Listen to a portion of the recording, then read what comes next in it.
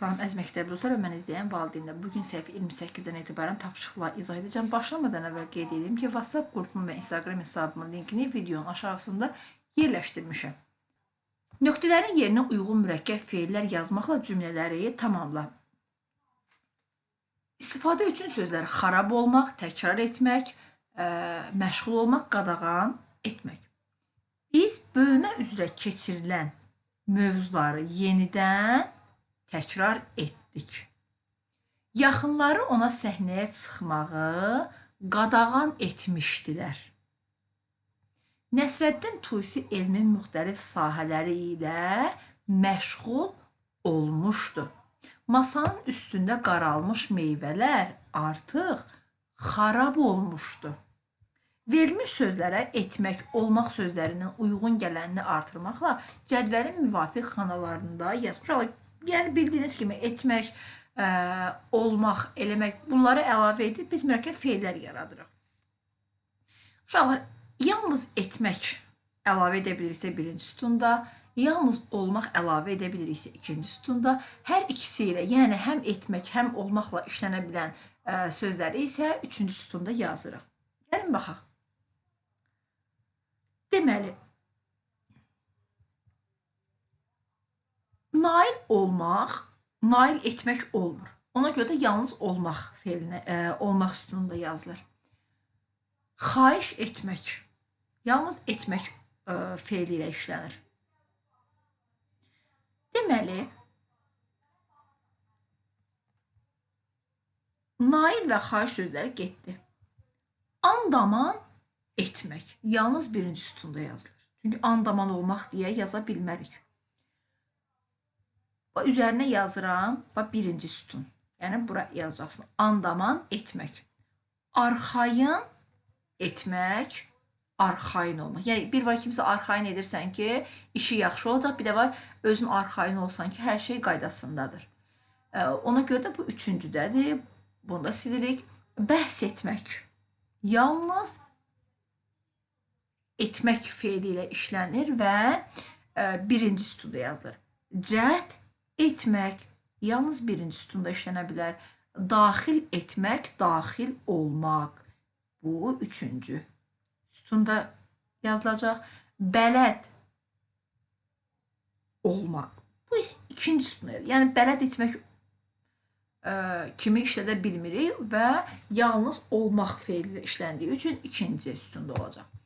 Əmin etmək, əmin olmaq. Üçüncü sütunda yazılacaq. Xilas etmək, xilas olmaq. Üçüncü sütunda yazılacaq. Mane olmaq. İkinci sütunda yazılacaq. Peşman etmək, peşman olmaq. Üçüncü sütunda yazılacaq. Muğayat olmaq. İkinci sütunda yazılacaq. Mübahisə etmək. Birinci sütunda yazılacaq.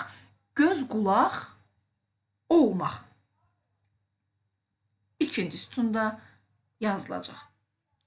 Uyğunluğu müəyyən edərək mürəkkəb feillər yaradır. Baxın, hoppanıb düşmək. Görürsünüz, arada defis qoyublar. Dəyib, dolaşmaq defislə yazacaqsınız. Keçib, getmək defislə yazacağıq. Xilas etmək, əngəl olmaq, ölçüb biçmək. Uşaqlar, burada deməli, xilas olmaq və, xilas etmək və əngəl olmaq mürəkkəb feilləri defislə yazılmayacaq. Sadəcə ayrı yazılacaq. Ortada defis işarəsi qoymuruq. Amma digər sözlərdə defis işarəsi qoyacağıq. Baxın, bir daha təkrar edirəm. Xilas etmək və əngəl olmaqda defis qoymuruq. Ayrı-ayrı yazılır. Feillərin qurluca növünə görə dördündən biri fərqlidir. Otlamaq, ot sözün köküdür. Otla yeni söz yaradır. Düzəltmə sözdür. Çoxalmaq, çox sözündən çoxal nə et? Düzəltmə feildir. Söz, sözləş. Burada da düzəltmə feildir. Amma mane olmaq mürəkkəb feildir. Burada bişirib düşürmək mürəkkəb feildir, digərləri isə sadə feillərdir. Deməli, digər üçü mürəkkəb feildir, C isə danışmaq sadə feildir. Adil hökmdar. Şah Abbas və qarı mətninə aid hekayə xərtəsini tamamla. Şah Abbas və qarı. Məkan hara idi uşaqlar? Uşaqlar, məkan Qazaxdır. Kitabda yazdım uşaqlar, siz də baxıb yazarsınız. İndi mən bura səlqəli yaza bilməyəcəm. Qazax. Baş qəhrəmanlar yazırsınız. Qarı, Şah Abbas. Mətnin qısa məzmunu. Birinci epizod nə idi? Deyə bilərik ki,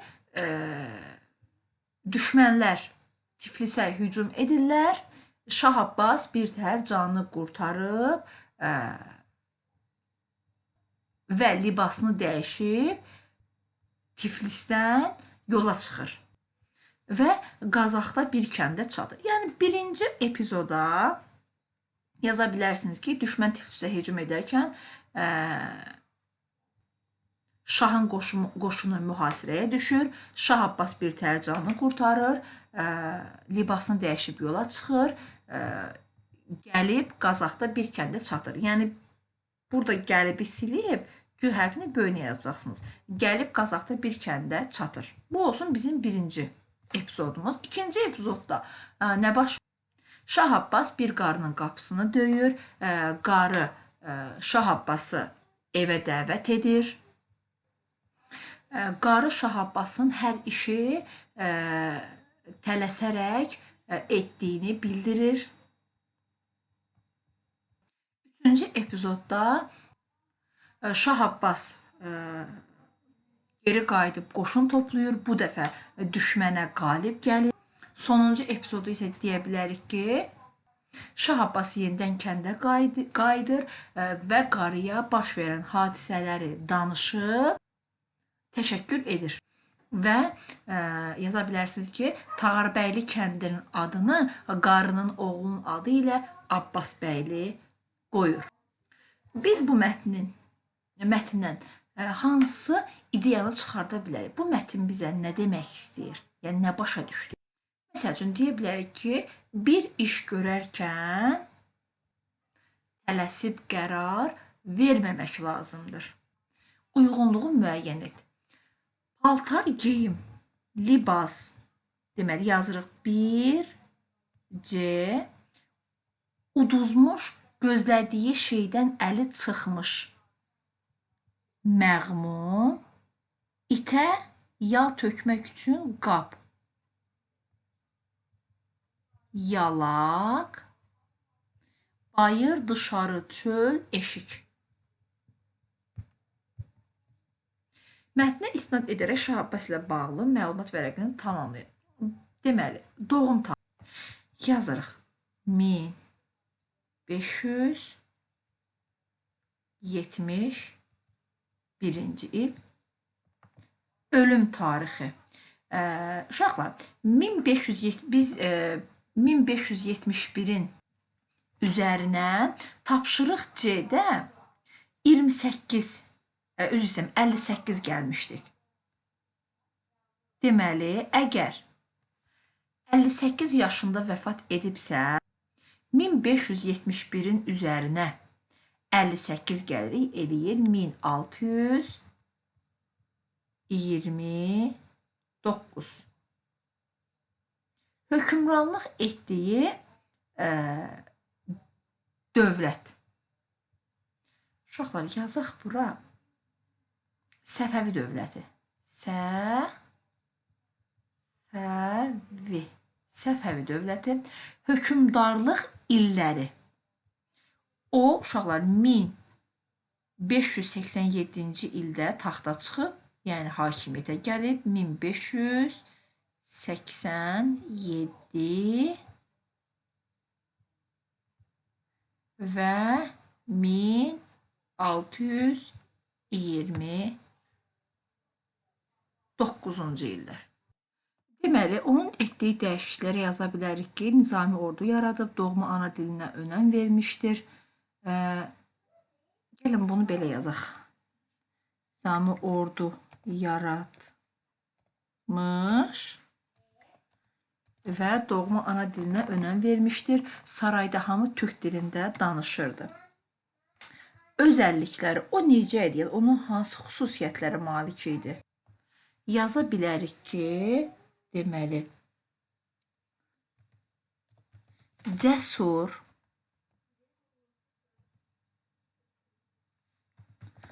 xalqın qayğısına qalan, tədbirli, geniş dünya görüşünə malik hökmdar idi.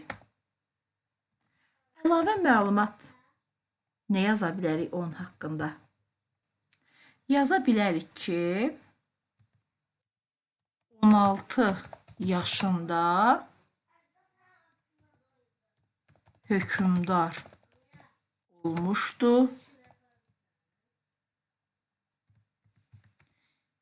Zinət əşyalarından istifadə etməzdi. Təkcə qılıncının qəbzəsi qızıldan idi. Yaza bilərik ki, onun haqqında çoxlu nağıllar, rəvayətlər vardır. Cümlələrdə fərqləndirilmiş sözlərin izahlarını oxu. Uyğunluğu müəyyən. Xırda buz parçaları şəklində olan yağıntı. Dolğun bir qədər kök, içərisi boş olmayan ağzına qədər bir şeylə doldurulmuş. Nənəm dolu səhəngi qaldırıb çiyninə qoydu. Deməli, içərisi boş olmayan ağzına qədər bir şeylə doldurulmuş, yəni bura uyğundur A. İkinci cümlə, kəndimizə bu il bir neçə dəfə dolu düşmüşdür. Dolu, uşaqlar, xırda buz parçaları şəklində olan yağıntıdır. 2B. Deməli, üçüncüyə də C olacaq. Dilarə xala 40-45 yaşlarında ağbəniz dolu bir qadındır. Dolu qadın, yəni bir balaca kök deməkdir. Nümunəyə uyğun olaraq şam sözünün digər mənalarını yaz. Xonçaya 7 rəngdə şam düzülmüşdü. Baxın, burada birinci şam işıqlandırmaq üçün əşyadır. Anam şam yeməyi üçün hazırlıq işləri hazırlıq görürdü. İkinci şam sözünün mənası isə axşam deməkdir. Yəni, axşam yeməyi üçün hazırlıq görürdü. Buradan yazırsınız. Deməli, buradan yazırsınız axşam sözünü. Babam həyətdə şam ağacları əkmişdi. Burada şam isə ağacın bir növü olaraq qeyd olunur. Deməli, bu üçüncü şam sözünün qarşısına yazacaqsınız ki, ağac növü. Çox mənalı söz işlənmiş variantı seç. Qaz əti, təbii qaz, insanın burnu, ayaqqabının burnu, gəminin burnu. Əlbəttə ki, uşaqlar, B variantında çox mənalı söz işlənib. Çünki burada insanın burnu həqiqi mənada olsa da, ayaqqabının və gəminin burnu məcazi mənalıdır. Deməli, burada çox mənalıq yaradıb. Amma qaz əti, bəli, qaz heyvanın adıdır, yəni quş növünün adıdır. Təbii qaz isə, yəni istifadə elədiyimiz, mətbəxdə istifadə elədiyimiz, yemək pişirmək üçün istifadə elədiyimiz qaz nəzərdə tutulur. B variantında çox mənalı sözlər var. Ayaqqabının burnu, gəminin burnu. Hər iki izaha uyğun gələn amonimi yaz. Verilmiş mənalara uyğun cümlələrdə işlət. Meyvə ağacları əkilmiş sahə, ayaqqabı bağlamaq üçün ip, kəndir. Biz buna deyirik bağ. Aha. Yəni hər ikisi bağ deməkdir. Bu sözlər homonim sözlərdir. Yazılışı da, deyilişi də eynidir, amma mənası fərqlidir. Meyvə ağacları əkilmiş sahədə bağdır. Ayaqqabımızı bağladığımız ipdə və ya da ki, hər hansı bir ipdə bağ deməkdir. Və bizə deyir ki, həmin amonimi cümlədə işlədək. Həm bağ kimi, yəni meyvə ağaclar əkilmiş sahə kimi, həm də ip kimi cümlədə işlədəcəyik. Yaza bilərsiniz ki, yazırsınız, babam bağda ərik ağacı əkdi, Səməd hələ də ayaqqabılarının bağını bağlaya bilmirdi. İnsan ömrünün müəyyən dövrü nəm islanmış. Bu isə yaş sözünə uyğundur. İndi isə yaş sözünü, yaş ammonimini cümlədə işlədək. Mənim 10 yaşım var, anam yaş paltarları ipdən asdı. Verilmiş sözləri cümlələrdə elə işlət ki, onlar bədən üzvü bildirməsin. Yəni, çox mənalı şəkildə işlədəcəyik. Biz bilirik, göz bədən üzvüdür. Əgər göz bədən üzvü kimi işlənmirsə, deməli, o çox mənalılıq yaradacaq. Kitablarımı şkafın aşağı gözünə yığdım. Gözü burada bədən üzvü deyil, çox mənalılıq yaradım. Şkafın çünki gözü olmur. Atam stolun sınmış ayağını düzəldirdi. Stolun ayağı yoxdur. Burada məcaziyyət çox mənalılıq yaranır. İnsanın ayağı olur, heyvan ayağı olur. Mağazdan yeni dəftər üzü aldım. Üz insanın orqanlarından biridir, yəni bədən üzvlərimizdən biridir. Burada isə dəftərin üzü mənasında qeyd olunub və çox mənalılıq yaranıb. Növbəti səhifəyə keçək. Feilləri cədvəl üzrə qruplaşdır. Şəxsə və zamana görə dəyişən, şəxsə və zamana görə dəyişmir. Uşaqlar, mən indi hansını birinci sütununa yerləşdirəcəksinizsə 1 qoyacam üzərinə, hansını ikinci yazacaqsa onu da üzərinə 2 yazacam. Deməli, gözləyirəm. Şəxsə və zamana görə dəyişir. İşləyərik. Şəxsə və zamana görə dəyişir. Gələndə. Bu isə şəxsə və zamana görə dəyişmir. Uşaqlar, gəlin bunu sizə bu şəkildə deyim, yadınızda qalsın. Biz bilirik ki, feilin 3 zamanı var. İndiki, keçmiş, gələcək. Əgər söz nə edir, nə etdi, nə edəcək suallarına cavab verirsə, deməli, şəxsə və zamana görə dəyişir həmin feillər. Bax, gözləyirəm. Nə edirəm? Gözləyir, nə edir? İşləyir, işləyər, nə edər? İşləyər. İşləyərik, nə edərik? Qurmaq. Burada nə edir sualı verə bilmirik. Ona görə də bu şəxsə zamana görə dəyişməyən feildir. İkinci sıraya, ikinci sütuna yazırıq. Sildin. Nə etdin? Sildin. Görürsünüz uşaqlar? Sildin. Və ya ki, baxın, elə n-nı görməsək, biz deyə bilərik ki, sildin. Nə etdi? Sildi. Sildin, nə etdin? Deməli, şəxsə və zamana görə sən sildin. Görürsən, burada sən sildin. Mən gözləyirəm. Biz işləyərik. Üzərək. Şəxsə və zamana görə dəyişmir. Bişirəcəklər. Nə edəcəklər? Şəxsə və zamana görə dəyişir. Onlar bişirəcəklər. Birinci sütuna yazırıq. Tanımadan. Şəxsə və zamana görə dəyişmir. İkinci sütuna aiddir. Qayıdarkən ikinci sütuna aiddir. Güldük. Nə etdik? Güldük. Biz güldük. Görürsünüz, bu da şəxsə və zamana görə dəyişə bilir. Keçmiş zamanda güldü, bu zamanımızdır və şəxsə bizik. biz güldük. Burada şəxs mənəm, mən gözləyirəm və zaman isə indiki zamanda gözləyirəm. Görürsünüz, ir. Fərqləndirilmiş sözlərə sual ver. Uyğunluğu müəyyən et. Elm dünyanı öyrənməyə kömək edir. Nəyə kömək edir? Dünyanı öyrənməyə. Bir, D. O deyilən sözlərə diqqətlə qulaq asırdı. Hansı sözlərə? Deyilən sözlərə. Burada çı olacaq uşaqlar. Suala düşünmədən cavab vermə. Necə? Düşünmədən.